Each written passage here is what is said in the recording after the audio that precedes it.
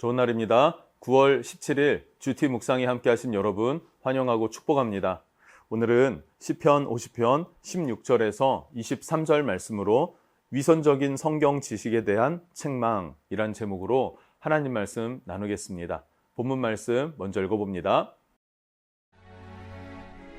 악인에게는 하나님이 이르시되 내가 어찌하여 내 율례를 전하며 내 언약을 내 입에 두느냐.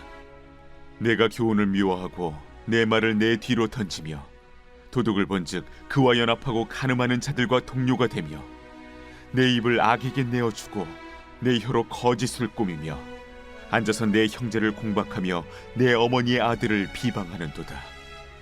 내가 이 일을 행하여도 내가 잠잠하였더니 내가 나를 너와 같은 줄로 생각하였도다.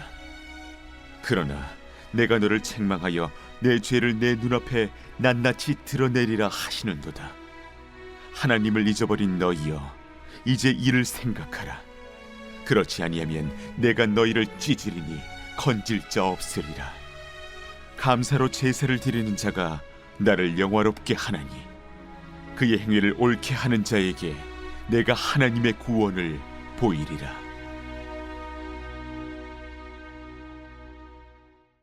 시편 50편 말씀은요, 하나님 앞에 백성들이 서 있고 하나님이 그 백성들의 죄를 고발하는 그런 내용, 재판하고 신문하는 그런 내용으로 묘사되어졌다라고 이야기를 했어요. 그래서 지난 시간에는 백성들의 무엇을 책망하셨습니까? 예배에 대해서 책망했어요.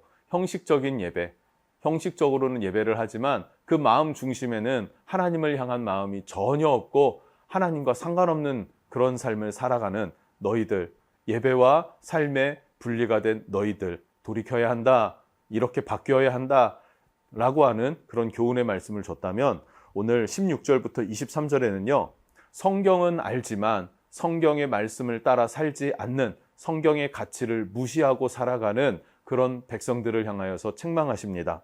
16절을 보면요, 네가 어찌하여 라고 말해요. 네가 어찌하여 말씀을 전하고 가르치나 하면서 책망하십니다. 의아하죠. 하나님의 말씀을 전하는 것, 하나님의 말씀을 가르치는 것, 우리가 받은 사명인데 이것을 하나님이 책망하시더라라는 거예요. 왜 책망하시는가? 17절부터 이어서 보면 이해가 되는데요. 17절 말씀을 보면 말씀은 가르치지만 그 말씀의 가치는 무시한다라는 거예요. 헌신짝 버리듯이 말씀은 무시해버리고 버려버리고 내 마음대로 살아간다. 그래서 18절엔요, 그들의 행동이 도둑의 탐욕과 같고 또 간음하는 정욕을 따라 살아간다 라고 고발하면서 그들을 책망합니다. 또 이어서 또 살펴보면요, 하나님의 말씀의 가치를 무시하고 마음대로 살아가는데 하나님의 말씀을 전해요. 하나님의 말씀을 전하는데 또 그 말 가운데에 그들은 거짓말, 그리고 악한 말, 비난의 말, 이런 것들을 함께 섞어서 사용합니다. 그러면 이들에게 말씀을 듣고 배우는 사람들은 어떻게 됩니까? 하나님의 성품을 왜곡시키겠죠. 잘 알 수 없을 것입니다. 그러니까 이 말씀을 전하는 자들, 이 이스라엘 백성들을 향하여서 하나님이 책망하신다라고 말하고 있습니다. 자, 그리고 21절은 내가 이 일을 행하여도 내가 잠잠하였더니 내가 나를 너와 같은 줄로 생각하였도다. 무슨 말입니까? 하나님은 오래 참으시는 성품이죠.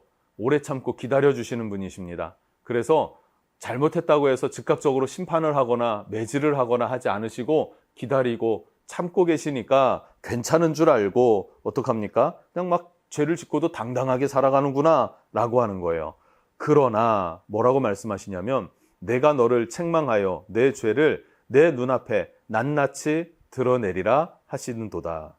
결국엔 어떻게 된다고요? 책망할 날이 있다. 책망하고 너의 죄를 낱낱이 드러낼 날이 다가올 것이다. 근데 그게 지금입니까? 아닙니까? 아니에요. 지금은 아닙니다. 그런데 그날은 옵니다. 그러니 지금 돌이켜라. 지금 깨달아라. 라고 하면서 권고하고 권면하는 그런 하나님의 메시지입니다.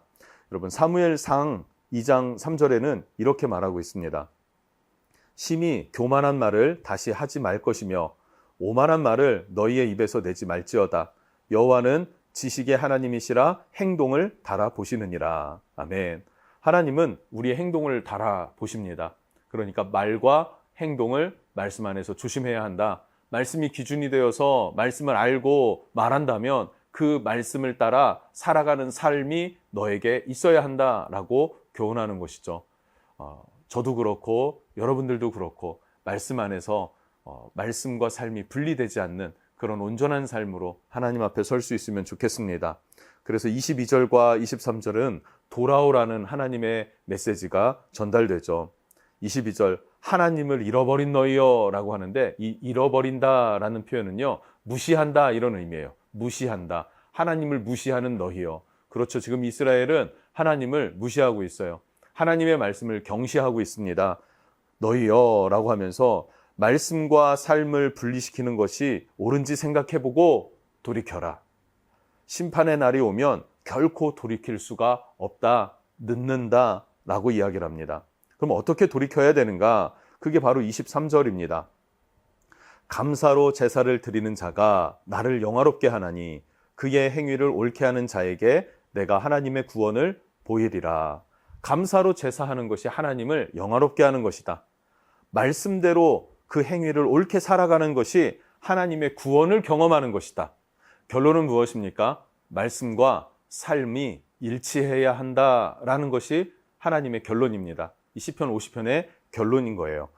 말씀과 삶이 일치하는 것, 이게 하나님이 원하시는 예배이고 바른 하나님의 백성의 삶, 성도의 삶이다. 이렇게 얘기를 하세요. 이게 하나님이 우리에게 요구하시는 과한 것일까요? 아니죠. 과한 것을 요구하시는 게 아니라 당연한 것, 기본적인 것을 요구하는 거예요. 그러나 우리도 그렇고 이스라엘 백성들도 그렇고 살아가다 보니 또 세상에서 이렇게 저렇게 때가 묻다 보니 하나님의 말씀이 무뎌질 때도 있단 말이에요. 하나님은 그걸 아세요. 그러니까 당장 심판하시는 게 아니라 심판 날이 있다. 돌이켜도 후회할 날이 찾아온다. 그러니 지금 돌이키자. 지금 바로 서자. 온전한 예배로 나아가자. 온전한 말씀과 삶이 일치를 이루는 그런 너희가 되기를 원한다. 하나님이 그렇게 말씀하십니다.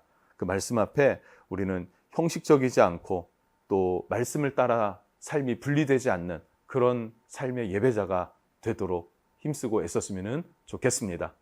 기도하겠습니다. 하나님, 오늘 말씀을 통해 하나님은 위선적인 성경 지식을 책망하십니다. 하나님, 우리가 하나님의 말씀을 압니다. 그런데 아는 것보다 중요한 것은 말씀을 따라 살아가는 것, 말씀을 신뢰하고 말씀의 권위를 인정해드리고 그 말씀 안에서의 삶을 살아내는 우리의 삶이 없다면, 또 그 말씀을 내 마음대로 재해석해내는 그런 인생을 살아간다면 하나님께서 책망하실 것입니다.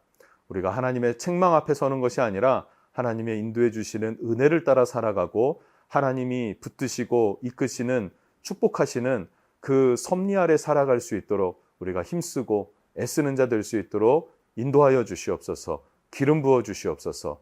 예수님의 이름으로 기도합니다. 아멘.